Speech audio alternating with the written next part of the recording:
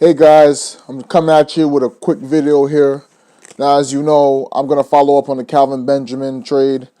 The trade is done. He should be in Buffalo right now, considering the fact they have a game coming up this Sunday.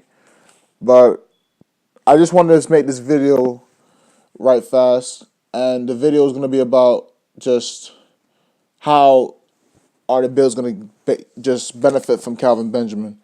Now, Kelvin Benjamin, as you know, he was a first-round draft pick for the Carolina Panthers in 2014. He came out of Florida State. He helped Florida State. He was actually teammates with Jameis Winston when they won the national championship versus Auburn in 2013. And they did connect on a touchdown pass to win the game, if you guys don't remember. But Kelvin Benjamin, the reason why I'm making this video is that Kelvin Benjamin is 6'5", 245. Again, he's 6'5", 245 pounds. Okay?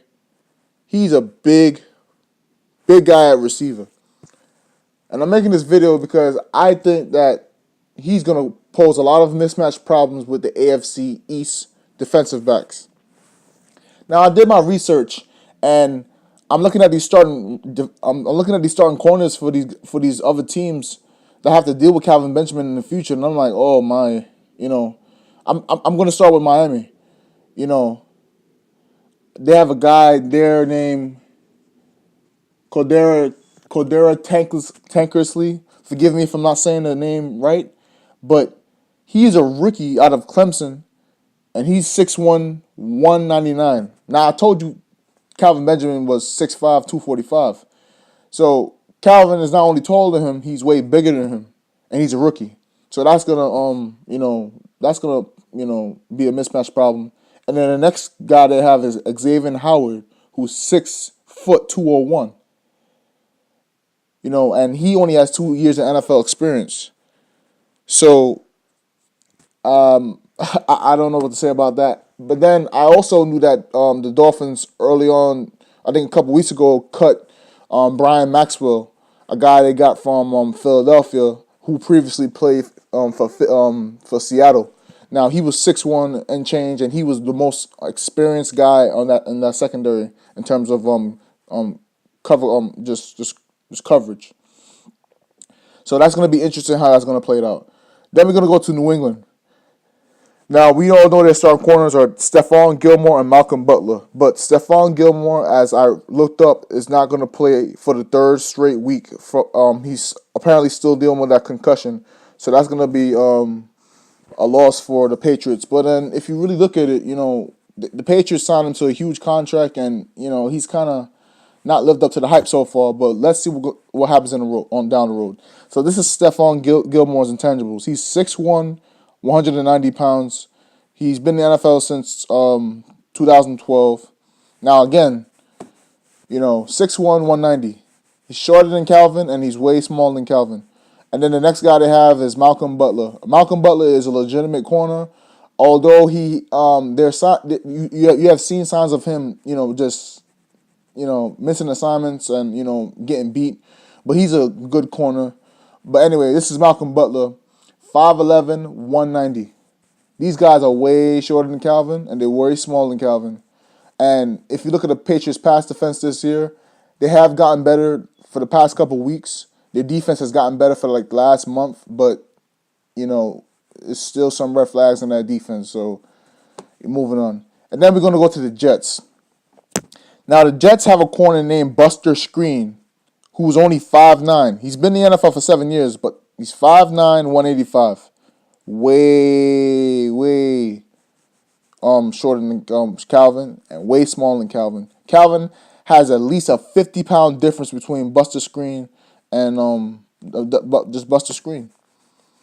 And then their next two guys is Darryl Roberts and Rashard Robinson. Now, Darryl Roberts is 6 foot 182, and Rashard Roberts is 6'2", 277, and combined, they both have 5 years of experience.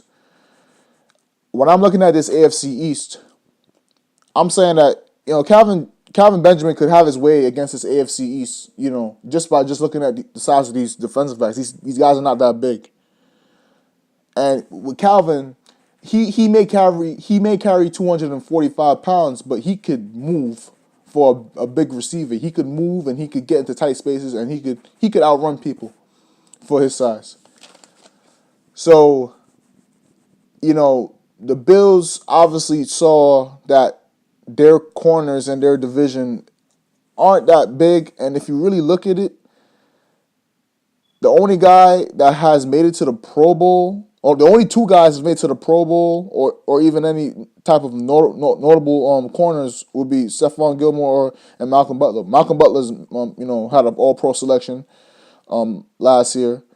Stephon he made it to the Pro Bowl as well. Buster Skrine, if you look, is the most experienced out of all these corners, but the guy is only 5'9" and 185.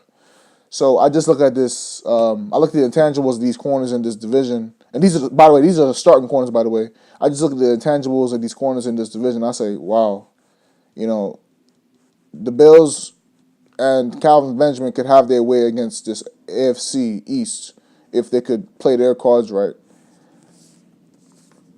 and make sure, you know, that Tyrod Taylor knows how to get the ball down to Kelvin Benjamin. But, you know, if I'm the AFC East defensive backs coach for any of these teams I just mentioned, I'll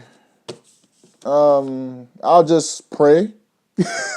I'll pray, because if Kelvin Benjamin is healthy, he could go on a tear.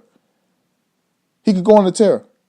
And when he goes on a tear, you know, then, you know, I don't know what the hell you're going to do to stop him. You might as well put the Great Wall of China against Kelvin Benjamin. You know, I guess that'll be the only thing bigger than him, you know, in terms of facing coverage.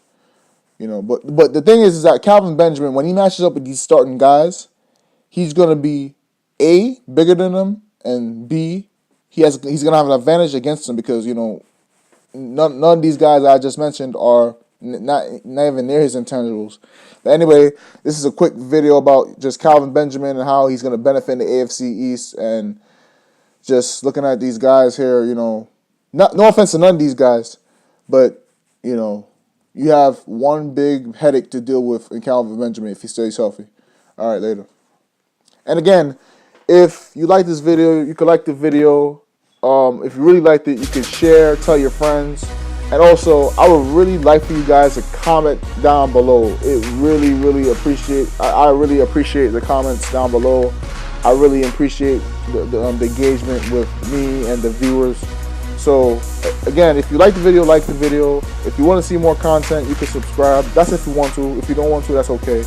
And if you really liked it so much, you could tell a friend or you could share. You know, that'll be really, really helpful. And I really give a big thank you to y'all. So, now until the next video, take care.